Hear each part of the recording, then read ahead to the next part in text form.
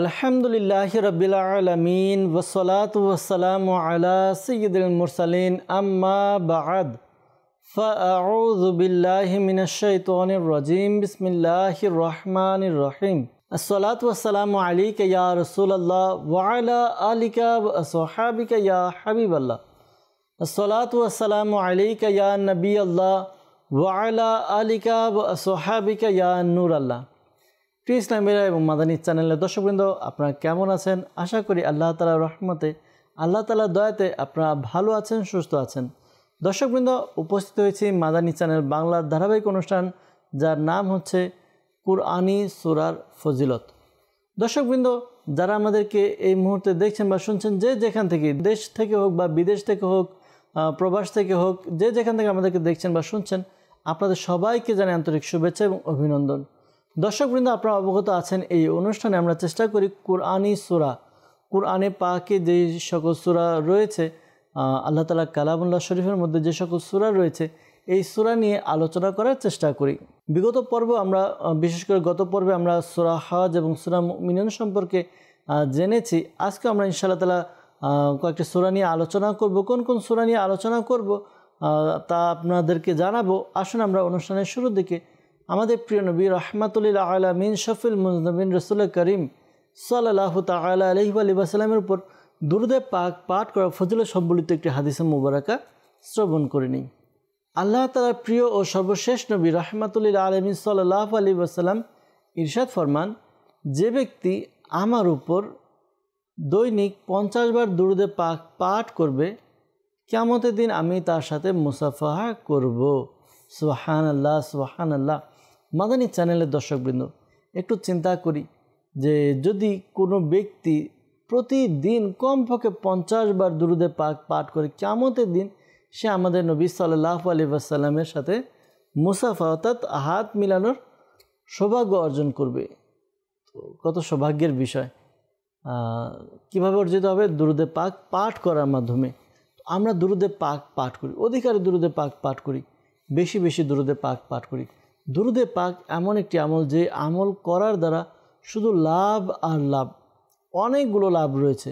নেকি অর্জিত হয়, গুনাহ মাফ হয়, পদমর্যাদা বৃদ্ধি পায়, বিপদ আপদ বালা মুসিবত দূর হয়।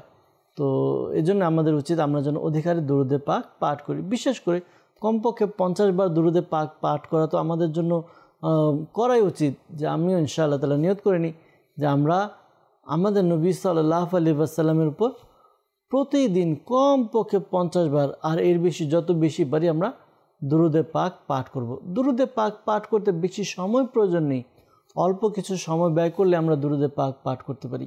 যদি আমরা প্রতিদিন 10 থেকে 15 মিনিট বা 20 মিনিট আমরা শুধু দুরূদে পাক পাঠ করার জন্য নির্ধারণ করি, দেখব আমাদের প্রতিদিন 1000-এরও বেশি দুরূদে পাক পাঠ করা হয়ে যাবে। হ্যাঁ, 20 মিনিট একবারে বসে যদি না পারি, পুরো সারাদিনের মধ্যে আমরা এই 20 মিনিটকে ভাগ করে নিই। 5 ওয়াক্ত নামাজ আদায় করি, প্রত্যেক নামাজের পরে, প্রত্যেক নামাজের শুরুতে 100 বার, শেষে 100 বার, 200 বার করে যদি আমরা পরে প্রত্যেক ওয়াক্তে 5 ওয়াক্তে 1000 হয়ে গেল। আর 100 বার দুরূদে পাক পাঠ করা অতি সহজ। আমরা বাসা থেকে বা নিজের কাজ কর্মের যে ক্ষেত্র রয়েছে, সেখান থেকে মসজিদে যাচ্ছি, দুরূদে পাক পাঠ করতে করতে মসজিদে যাই, দেখব যে মসজিদে যেতে যেতে আমাদের 100 বারেরও বেশি দুরূদে পাক পাঠ করা হয়ে যাবে। তো নিয়ত করে নিন ইনশাআল্লাহ তাআলা অধিকারী দুরূদে পাক পাঠ করব। সাল্লু আলাল হাবিব সাল্লাল্লাহু তাআলা আলা মুহাম্মদ সাল্লাল্লাহু তাআলা আলাইহি ওয়াসাল্লাম। মাদানী চ্যানেলের দর্শকবৃন্দ, আপনারা দেখছেন অনুষ্ঠান কুরআনী সূরার ফজিলত। দর্শকবৃন্দ, আজকে আমরা কুরআনে পাকের কয়েকটি সূরা নিয়ে আলোচনা করব। আমাদের ইচ্ছা আছে আজকে 3টি সূরা নিয়ে আলোচনা করব। কোন কোন সূরা নিয়ে আলোচনা করব তা ধারাবাহিকভাবে আমরা জানতে পারবো। আমরা এই সূরাগুলো নিয়ে আলোচনা করব, সূরা কোথায় অবতীর্ণ হয়েছে, এই সূরার মধ্যে কয়টি আয়াত ও রুকু রয়েছে, পাশাপাশি এই সূরার নামকরণ কেন করা হয়েছে, অর্থাৎ যেই নাম, এই নামটি কেন রাখা হয়েছে, অন্য কোনো নাম কেন রাখা হয়নি, এই নামটি কেন রাখা হলো, এই সম্পর্কে আমরা শ্রবণ করব। পাশাপাশি কিছু হাদিসে মুবারাকাও শ্রবণ করব। আর পাশাপাশি এই সূরার মধ্যে কোন কোন বিষয়ের আলোচনা করা হয়েছে, এই সূরার আলোচ্য বিষয়গুলো কি কি তা সম্পর্কে আমরা জানার চেষ্টা করব ইনশাআল্লাহ আজ্জা ওয়া জাল। শুরু থেকে শেষ পর্যন্ত দেখার নিয়ত করে নেই। যারা আছে ঘরের সদস্য তাদেরকে নিয়েও এই অনুষ্ঠানটি দেখি, ইনশাআল্লাহ তাআলা অনেক কিছু শিখতে পারবো, জানতে পারবো ইনশাআল্লাহ আজ্জা ওয়া জাল। সাল্লু আলাল হাবিব সাল্লাল্লাহু তাআলা আলা মুহাম্মদ সাল্লাল্লাহু তাআলা আলাইহি ওয়াসাল্লাম। দর্শকবৃন্দ, আজকে যেই সূরাগুলো নিয়ে আলোচনা করব তার মধ্যে সর্বপ্রথম যে সূরা তা হচ্ছে সূরা নূর। জি হ্যাঁ, কোরআনে পাকের মধ্যে একটি সূরা রয়েছে সূরা নূর। এই সূরা নূর নিয়ে আজকে আমরা আলোচনা করব। সূরা নূর কোথায় অবতীর্ণ হয়েছে, সূরা নূরে কয়টি আয়াত রয়েছে, কয়টি রুকু রয়েছে, সূরা নূর এটির নামকরণ নূর কেন করা হলো, এ ব্যাপারে হাদিসে মুবারাকায় কী এসেছে জানবো। ধারাবাহিকভাবে এটি শেষ হলে আবার আরেকটি সূরা আমরা শুনবো যদি সময় পাই। তাহলে আজকে ইনশাআল্লাহ তাআলা সূরা নূর এবং সূরা শুআরা এই সূরার সম্পর্কে আমরা শুনবো। যদি আরও সময় পাই তাহলে আরেকটি সূরাও আমরা নিয়ে নেব ইনশাআল্লাহ আজ্জা ওয়া জাল। দর্শক বৃন্দ, শুরুতে আমরা আলোচনা করব সূরা নূর নিয়ে। তাফসীর খাজিনের মধ্যে এর অবতীর্ণের স্থান সম্পর্কে এসেছে যে সূরা নূর মদিনায় মুনাওয়ারায় অবতীর্ণ হয়। এর আগে যে সূরাগুলো আমরা শুনেছিলাম, বিশেষ করে গত পর্বে সূরা হজ এবং সূরা মুমিনুন, এই দুটি সূরা মাক্কি সূরা ছিল, কিন্তু কয়েকটি আয়াত অবতীর্ণ হয়েছে মদিনায়। কিন্তু এই সূরা অর্থাৎ সূরা নূর সম্পূর্ণ সূরা হচ্ছে মাদানী সূরা, অর্থাৎ মদিনায় মুনাওয়ারায় অবতীর্ণ হয়েছে। এই সূরার মধ্যে যেই আলোচনা হয়েছে এর মধ্যে আয়াত সংখ্যা হচ্ছে 64, অর্থাৎ 64টি আয়াত রয়েছে এবং এই 64 আয়াত 9টি রুকুতে বিভক্ত। দর্শকবৃন্দ, সূরা নূরের মধ্যে 64 আয়াত যা 9টি রুকুতে বিভক্ত। আর এই সূরার নামকরণ নূর রাখা হলো, এটার কারণ কি? এ ব্যাপারে বর্ণিত হয়েছে যে এই সূরার যে প্রথম দিকে যে আয়াতগুলো রয়েছে, সূরা নূর এর নাম নূর রাখা হয়েছে এজন্য যে এই সূরা 35 থেকে 40 নম্বর আয়াত, এই আয়াতে মুবারাকার মধ্যে নূর শব্দটি বেশি বেশি ব্যবহার করা হয়েছে, অর্থাৎ বেশি বেশি এসেছে, আলোচনা হয়েছে বেশি বেশি, অধিকার আলোচনা হয়েছে। 35 থেকে 40 নম্বর আয়াতে নূর শব্দটি অধিক ব্যবহার করা হয়েছে। এই সাথে সম্পর্ক রেখে, অর্থাৎ এই যে সূরার মধ্যে আলোচনা বেশি বেশি এসেছে নূর শব্দটি, এর সাথে সম্পর্ক রেখে এই সূরার নামকরণ করা হয়েছে সূরা নূর। দর্শকবৃন্দ, আসুন এই সূরা সম্পর্কে একটি হাদিসে মুবারাকা আমরা শ্রবণ করি, যে হাদিসে মুবারাকাটি শুআবুল ঈমানের মধ্যে বর্ণিত হয়েছে। হযরত মুজাহিদ রাদিয়াল্লাহু তাআলা আনহু বর্ণনা করেন, নবী করিম সাল্লাল্লাহু আলাইহি ওয়াসাল্লাম ইরশাদ ফরমান, তোমরা নিজের পুরুষদেরকে সূরা মাইদা শিখাও এবং নিজ নারীদেরকে সূরা নূর এর শিক্ষা দাও। সুবহানাল্লাহ। দেখুন, আল্লাহ নবী সাল্লাল্লাহু আলাইহি ওয়াসাল্লাম সূরা নূরের ব্যাপারে বলেছেন যে তোমরা তোমাদের নারীদেরকে সূরা নূর এর শিক্ষা দাও। আরেকটি হাদিসে মুবারাকা যা মুস্তাদরাকের মধ্যে বর্ণিত হয়েছে, হযরত আবু ওয়াইল রাদিয়াল্লাহু তাআলা আনহু বর্ণনা করেন, আমি এবং আমার এক সাথী, আমার এক সঙ্গী হজ করলাম। হযরত আব্দুল্লাহ বিন আব্বাস রাদিয়াল্লাহু তাআলা আনহুমা তিনিও হজ আদায় করছিলেন। একটি জায়গায় হযরত আব্দুল্লাহ বিন আব্বাস রাদিয়াল্লাহু তাআলা আনহুমা সূরা নূর পড়ছিলেন, তেলাওয়াত করা শুরু করলেন এবং এর তাফসীর বর্ণনা করতে লাগলেন। তখন আমার সঙ্গী, আমার সাথী, সে বলতে লাগলো, হে আল্লাহ আজ্জা ওয়া জাল, তুমি প্রত্যেক প্রকার ত্রুটি এবং দোষ থেকে মুক্ত, পবিত্র। এই ব্যক্তি কত সুন্দরভাবে তোমার কালাম তেলাওয়াত করছে। যদি এই কালাম তুর্কির লোকেরা শুনে নিত তাহলে তারা ঈমান নিয়ে আসতো। সুবহানাল্লাহ। দেখুন, সূরা নূরের মধ্যে কি এমন বিষয় রয়েছে যে হযরত আবু ওয়াইল রাদিয়াল্লাহু তাআলা আনহু তার সঙ্গী বলতে লাগলেন, যদি তুর্কির লোকেরা এই বিষয়ে শুনে, এই তেলাওয়াত শুনে, এই কালাম শুনে, তাহলে তারা ঈমান নিয়ে আসবে। সুবহানাল্লাহ, সুবহানাল্লাহ। দর্শকবৃন্দ, এই সূরার সম্পর্কে আমরা জানলাম, এই সূরার সম্পর্কে হাদিসে মুবারাকাও শুনলাম। এই সূরার মধ্যে যে বিষয়গুলো আলোচনা করা হয়েছে সে সম্পর্কে আমরা শ্রবণ করব। এই সূরার অর্থাৎ সূরা নূরের যে আলোচ্য বিষয় তা হচ্ছে এই সূরার মধ্যে পর্দা, লজ্জা, শরম এবং এর বিধানগুলি বর্ণনা করা হয়েছে। পাশাপাশি আমরা যদি একটু আরও ভালোভাবে এটার দিকে তাকাই এই সূরার দিকে, তাহলে আর দেখতে পাবো আরও অনেক বিষয় এই সূরার মধ্যে আলোচনা করা হয়েছে। যেমন এই সূরার প্রথম দিকে ব্যভিচারকারী পুরুষ এবং নারীদের যে শরী সাজা রয়েছে, শরী শাস্তি, সে সম্পর্কে আলোচনা করা হয়েছে। এবং যারা মুশরিকা নারী রয়েছে এবং যারা ব্যভিচারকারিণী মহিলা রয়েছে নারী, তাদের সাথে বিবাহ হারাম এবং তাদের শাস্তির ব্যাপারে এই সূরার মধ্যে বর্ণনা করা হয়েছে। পরবর্তীতে অবশ্য ব্যভিচারকারিণী নারীর সাথে যে কারোর সাথে বিবাহ হারাম এটি মনসুখ হয়ে যায়। ব্যভিচারকারিণী নারীর সাথে পরবর্তীতে এই যে বিধান ছিল এটি উঠে নেওয়া হয়, কিন্তু মুশরিকা নারী যারা রয়েছে, মুশরিকা, তাদের সাথে যে বিবাহ হারাম এই বিষয় এখনও পর্যন্ত এর আহকাম হুকুম অবশিষ্ট রয়ে গিয়েছে। এরপর যারা পবিত্র নারী রয়েছে তাদের ব্যাপারে যদি কেউ ব্যভিচারের তহমত লাগায় তাহলে 4 জন গাভা আনতে হবে, 4 জন সাক্ষী আনতে হবে, যারা সাক্ষ্য দিবে যে তারা নিজ চোখে দেখেছে। যদি এরকম কেউ না আনতে পারে তাহলে তার ব্যাপারে শাস্তি রয়েছে। এই ব্যাপারে এই সূরার মধ্যে বর্ণনা করা হয়েছে। পাশাপাশি উম্মুল মুমিনিন হযরত আয়েশা সিদ্দিকা রাদিয়াল্লাহু তাআলা আনহার ব্যাপারে যে মুনাফিকরা যেই তহমত লাগিয়েছিল, মিথ্যা তহমত লাগিয়েছিল, সেই ঘটনা বর্ণনা করা হয়েছে। এবং যেই মহিলা নারী এই ব্যাপারে তহমত লাগিয়েছিল, অপবাদ দিয়েছিল, তাদের সাথে যারা সম্পৃক্ত ছিল তাদেরও শাস্তির ব্যাপারে এই সূরার মধ্যে আলোচনা এসেছে। এছাড়া এই সূরার মধ্যে হযরত আবু বকর সিদ্দিক রাদিয়াল্লাহু তাআলা আনহুর শান-মান মর্যাদা বর্ণনা করা হয়েছে।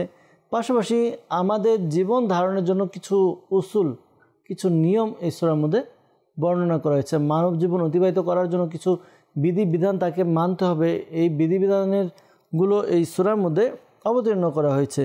যেমন কারো ঘরে প্রবেশ করার সময় অনুমতি নিয়ে এবং দৃষ্টিকে নত রেখে তারপর প্রবেশ করা, নিজের লজ্জা স্থানের হেফাজত করা, সংরক্ষণ করা, পাশাপাশি গায়রে মাহরাম এর সামনে মহিলাদের নিজের সৌন্দর্য, নিজের অলংকার দেখানো, এগুলো প্রকাশ করা থেকে নিষেধ করা হয়েছে। পাশাপাশি যে সকল লোকেরা বিবাহিত নয় এবং বিবাহ করার সামর্থ্য রাখে তাদেরকে বিবাহ করার, এবং যারা বিবাহ করার সামর্থ্য না রাখে তাদের ব্যাপারে হুকুম আহকাম এই সূরার মধ্যে বর্ণনা করা হয়েছে। পাশাপাশি এই সূরার মধ্যে আল্লাহ তাআলার অস্তিত্ব, আল্লাহ তাআলার একত্ববাদের ব্যাপারে আলোচনা করা হয়েছে। এছাড়া মুনাফিক এবং সত্যবাদী মুমিন তাদের গুণাবলী বর্ণনা করা হয়েছে। আর মুনাফিকরা আল্লাহ তাআলা এবং তার রাসূল সাল্লাল্লাহু আলাইহি ওয়াসাল্লামের বিধান থেকে যে মুখ ফিরিয়ে নেয় এ ব্যাপারে বর্ণনা করা হয়েছে। আর যারা ঈমান আনে, ঈমানদার, তারা যে আল্লাহ তাআলা এবং তার রাসূল সাল্লাল্লাহু আলাইহি ওয়াসাল্লামের বিধিবিধানের আনুগত্য করে সে সম্পর্কে এই সূরার মধ্যে বর্ণনা করা হয়েছে। পাশাপাশি এই সূরার মধ্যে নেক আমল যারা করে, নেক আমলকারী মুসলমানদের সাথে আল্লাহ তাআলার জমিনের মধ্যে তার প্রতিনিধি বানানোর ঘোষণা করেছেন, এ ব্যাপারে এই সূরার মধ্যে আলোচনা এসেছে। পাশাপাশি এই সূরার মধ্যে মাজুর মুসলমান যারা রয়েছে তাদের সাথে জিহাদের ব্যাপারে যে হুকুম, অর্থাৎ পূর্বেরকার যুগে সকল মুসলমানরা জিহাদ করবে, জিহাদে অংশগ্রহণ করবে, এরকম একটা ছিল। কিন্তু যারা মাজুর, অক্ষম মুসলমান, তাদের ব্যাপারে এটা রিয়ায়াত করা হয়েছে, শিথিল করা হয়েছে যে যারা অক্ষম হবে তাদের যুদ্ধে অংশগ্রহণ করার বাধ্যবাধকতা নেই। পাশাপাশি এই সূরার মধ্যে বারগাহে রিসালাত মাআব সাল্লাল্লাহু আলাইহি সাল্লাম, অর্থাৎ আল্লাহ নবী সাল্লাল্লাহু আলাইহি সাল্লামের দরবারে উপস্থিত হওয়ার যে আদব রয়েছে সে আদবের ব্যাপারে বর্ণনা করা হয়েছে। দর্শকবৃন্দ, এই সূরার মধ্যে আমরা আলোচনা করলাম, অর্থাৎ সূরা নূরের মধ্যে কোন কোন বিষয় রয়েছে তা আমরা আলোচনা করেছি। আমরা আরেকটি সূরা নিয়ে আলোচনা করব, আর তার নাম হচ্ছে সূরা শুআরা। এই সূরা সম্পর্কে আমরা আলোচনা শ্রবণ করব। দর্শকবৃন্দ, সূরা শুআরা, এই সূরার ব্যাপারে যদি আমরা আলোচনা করি তাহলে এর অবতীর্ণের স্থান নিয়ে আলোচনা করব। আর তাফসিরে খাজিনের মধ্যে রয়েছে যে সূরা শুআরা এর আখিরি অর্থাৎ শেষ 4 আয়াত ব্যতীত বাকি যে সূরা রয়েছে সেটি মাক্কি সূরা। আর ওই 4 আয়াত হচ্ছে ওয়াশ-শুআরাউ ইয়াত্তাবিউহুম, এখান থেকে নিয়ে শুরু 4 আয়াত, এই 4 আয়াত হচ্ছে মাদানী আর বাকি পুরো সম্পূর্ণ সূরা হচ্ছে মাক্কি। এখন আমরা জানবো এই সূরার মধ্যে কয়টি আয়াত রয়েছে। সূরা শুআরা এর মধ্যে আয়াত সংখ্যা হচ্ছে 227টি এবং রুকু সংখ্যা 11টি। 11টি রুকু এবং 227টি আয়াত রয়েছে এই সূরার মধ্যে। দর্শক বন্ধু, এখন জানবো যে এই সূরার নামকরণ কেন করা হয়েছে, অর্থাৎ সূরা শুআরা এর শুআরা কেন করা হয়েছে। শুআরা এটা হচ্ছে বহু বচন, আর এর এক বচন হচ্ছে শাইর। শাইরের বহু বচন শুআরা, আর শাইর অর্থ ওয়াজে করা, প্রকাশ করা, স্পষ্ট করা। দর্শকবৃন্দ, এই সূরার 224 নম্বর আয়াত থেকে তাজদারে রিসালাত সাল্লাল্লাহু আলাইহি ওয়াসাল্লামের বিরুদ্ধে শায়রিকারী যেই মুশরিক ছিল তাদের ব্যাপারে তাদের যেই মুজাম্মাত, তাদের যে তিরস্কার, এই তিরস্কার বর্ণনা করা হয়েছে। তো তার সাথে নাম, তার সাথে সম্পর্ক রেখে ওই যে শাইর যারা করতো, শাইর ছিল, ওই শাইরের জমা শুআরা অনেকে ছিল মুশরিক, তো এই ব্যাপারে আলোচনা এসেছে। তো এর সাথে নামকরণ করা হয়েছে শুআরা। তো দর্শক বন্ধু, আমরা জানলাম সূরা শুআরা এর নাম শুআরা কেন রাখা হলো। তো এই সূরার ফজিলত কি, আসুন আমরা শ্রবণ করে নিই।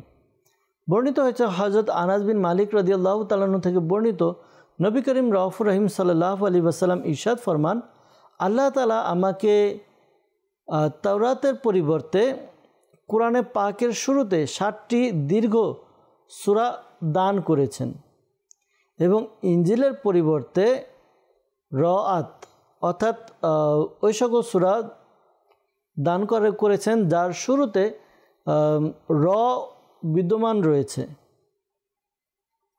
এবং জাবুরের জায়গায় আমাকে তাওয়াসিন অর্থাৎ ওই সকল সূরা যার শুরুতে ত সিম মিম এসেছে, এবং হাওয়ামিম অর্থাৎ যে সকল সূরার শুরুতে হা মিম এসেছে, এর মধ্যবর্তী সূরাগুলো আমাকে দান করা হয়েছে। আর আমাকে হাওয়ামিম এবং মুফাসসাল সূরার মাধ্যমে ওই সকল আম্বিয়া কিরামের উপর ফজিলত দান করা হয়েছে, এবং আমার পূর্বে এই সূরার কোনো নবীকে দান করা হয়নি, আর এই সকল সূরা অন্য কোনো নবীরা পড়েনি, অর্থাৎ তিলাওয়াত করেনি। সুবহানাল্লাহ, সুবহানাল্লাহ। দর্শকবৃন্দ, আমরা জানলাম এই সূরা ফজিলত কি রয়েছে। দীর্ঘ সূরা আল্লাহ নবী সাল্লাল্লাহু আলাইহি সাল্লামকে দান করা হয়েছে, যা অন্য কোনো নবীকে দান করা হয়নি।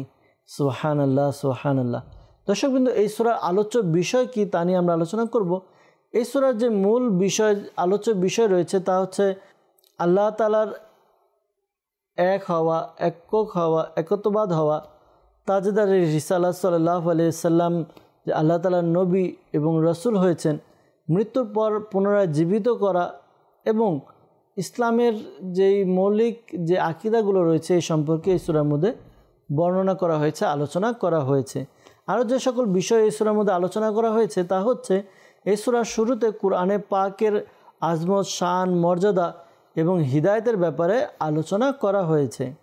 পাশাপাশি নবী করিম সাল্লাল্লাহু আলাইহি ওয়াসাল্লামের উপরে কোরআনে কারীম ওহীর আকারে নাজিল হয়েছে সে ব্যাপারে প্রমাণ করা হয়েছে। পাশাপাশি মক্কার কাফিরদের রাসূল সাল্লাল্লাহু আলাইহি সাল্লামের রিসালাতের ব্যাপারে যে ঈমান আনেনি, ঈমান না এনে তারা যে মুখ ফিরিয়ে নিয়েছে সে সম্পর্কে আলোচনা হয়েছে, এবং নবী করিম সাল্লাল্লাহু আলাইহি সাল্লামকে সান্ত্বনা প্রদান করা হয়েছে।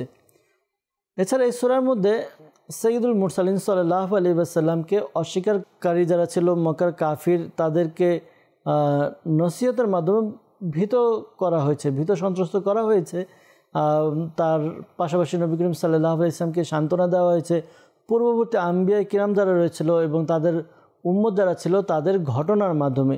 যেমন হযরত মুসা আলাইহিস সালামের সাথে ফিরআউনের যে ঘটনা এবং মুসা আলাইহিস সালামের সাথে যেই অত্যাচার করা হয়েছিল সে সকল বিষয়, পাশাপাশি ইব্রাহিম আলাইহিস সালামের সাথে এবং তার যারা কম ছিল তাদের যে মুআমিলাত ছিল এই ধারাবাহিকভাবে আরও অন্যান্য আম্বিয়া কিরামের আলোচনা করে আল্লাহ নবী সাল্লাল্লাহু আলাইহি ওয়াসাল্লামকে সান্ত্বনা প্রদান করা হয়েছে। পাশাপাশি আরও অনেক বিষয় এই সূরার মধ্যে আলোচনা করা হয়েছে দর্শকবৃন্দ। এর মধ্যে সংক্ষিপ্তভাবে বলবো যে নেক আমল যারা করে, নেক আমলকারী মুসলমানদেরকে জান্নাতের সুসংবাদ দেওয়া হয়েছে এবং আখিরাত যারা অস্বীকার করে, যারা কাফির, তাদের যেই খারাপ আযাব বা কঠোর শাস্তি এই সম্পর্কে আলোচনা করা হয়েছে। দর্শকবৃন্দ, আমরা সূরা শুআরা এর ব্যাপারে আমরা শ্রবণ করলাম, এর অবতীর্ণের স্থান, এর আয়াত সংখ্যা, এর আলোচ্য বিষয়গুলো এবং এর ফজিলত সম্পর্কে শ্রবণ করেছি। আমরা যাব আরেকটি সূরা সম্পর্কে শ্রবণ করব সংক্ষিপ্তভাবে ইনশাআল্লাহ আজ্জা ওয়া জাল, আর তা হচ্ছে সূরা ফুরকান। সূরা ফুরকান সম্পর্কে আসুন আমরা কিছু তথ্য শ্রবণ করে নিই। সাল্লু আলাল হাবিব সাল্লাল্লাহু তাআলা আলা মুহাম্মদ সাল্লাল্লাহু আলাইহি ওয়াসাল্লাম। দর্শকবৃন্দ, আমরা সূরা ফুরকান নিয়ে আলোচনা করব। আর সূরা ফুরকানের প্রথমে যাব এটি কোথায় অবতীর্ণ হয়েছে। তাফসীরে খাজিনের 3য় খণ্ডের 365 নং পৃষ্ঠার মধ্যে বর্ণিত হয়েছে সূরা ফুরকান এটি মক্কায়ে মুকাররমায় অবতীর্ণ এবং এর আয়াত সংখ্যা 77 এবং এর মধ্যে 6টি রুকু রয়েছে। সূরা ফুরকান এর নাম ফুরকান কেন রাখা হলো, এ ব্যাপারে বর্ণিত হয়েছে যে এই সূরার প্রথম যেই আয়াত, এই আয়াতের মধ্যে ফুরকান শব্দটি উল্লেখিত রয়েছে। তো এই ফুরকান এর সাথে সম্পর্ক রেখে এই সূরার নামকরণ করা হয়েছে সূরা ফুরকান। আমরা জানব সূরা ফুরকানের মধ্যে কোন কোন বিষয়ে আলোচনা করা হয়েছে। আসুন আমরা শ্রবণ করি।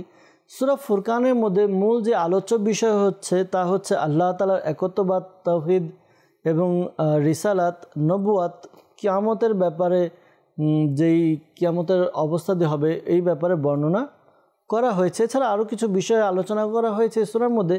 তা হচ্ছে এই সূরার শুরুতে আল্লাহ তাআলার প্রশংসা, আল্লাহ তাআলার সানা, আল্লাহ তাআলার শান, মান, মর্যাদা এবং আল্লাহ তাআলা সন্তান এবং অংশীদার থেকে পবিত্র এই ব্যাপারে আলোচনা হয়েছে। পাশাপাশি এই সূরার মধ্যে কুরআনে পাকের উপরে এবং নবী পাক সাল্লাল্লাহু আলাইহি ওয়াসাল্লামের উপরে কাফিরদের যেই অভিযোগ ছিল ওই অভিযোগের আলোচনা এবং তার খণ্ডন করা হয়েছে। পাশাপাশি কিয়ামতের দিন, পাশাপাশি এই সূরার মধ্যে কিয়ামতের দিনের ব্যাপারে যারা অস্বীকার করে, যে কিয়ামত বলতে কিছু নেই, কিয়ামত হবে না, এই কিয়ামতের ব্যাপারে যারা অস্বীকার করে তাদের যে ভয়াবহ অবস্থা হবে, তার যে ভয়াবহ শাস্তি রয়েছে, এই শাস্তির ব্যাপারে আলোচনা করা হয়েছে। পাশাপাশি মৃত্যুর পরে পুনরায় পুনরুত্থান হওয়া, জীবিত করা এবং কাফিরদের আমল যে জায়া হয়ে যাবে, নষ্ট করে দেওয়া হবে এবং যারা শিরক করেছিল তারা তাদের শিরকের ব্যাপারে নাদিম হবে, অনুতপ্ত হবে, এই ব্যাপারে বর্ণনা করা হয়েছে। এছাড়া নবী করিম সাল্লাল্লাহু আলাইহি ওয়াসাল্লামকে সান্ত্বনা প্রদান করা হয়েছে হযরত মুসা আলাইহিস সালামের কওম, হযরত নূহ আলাইহিস সালামের কওম, আদ, সামুদ, আসহাবের রস এবং হযরত লূত আলাইহিস সালামের কওমের যে ঘটনাবলী রয়েছে, এই ঘটনার মাধ্যমে নবী পাক সাল্লাল্লাহু আলাইহি ওয়াসাল্লামকে সান্ত্বনা দেওয়া হয়েছে।